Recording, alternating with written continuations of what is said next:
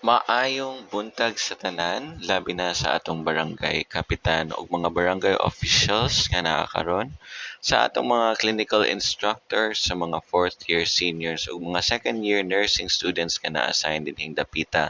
Salamat kayo sa inyong pag-anhi ug sa inyong pagtagad. Mapasalamaton kayo ko na nag-ubanta aning orasa sa pagtuman sa atong programang Coastal Cleanup sa tema nga Environmentality Promoting Health Through Garbage-Free Seas. Kini nga problema nagtutok sa problema sa atong palibot, ilabi na sa atong baybayon, nga makita nato ron nga adunay daghang mga basura. Atong pagtapok karon kay para matuman ang atong tumong sa paglimpyo o pagpagwapa sa atong baybayon. Hinaot nga ang tanan ilabi na ang mga nursing students nga naa diri ron nga unta makapamahot na para naiigo nga kusog sa paglimpyo sa atong baybay. Hinaot pud unta nga kita makighiusa sa pagbuhat sa atong buluhaton karon aron kita mahuman og sayo karong adlaw.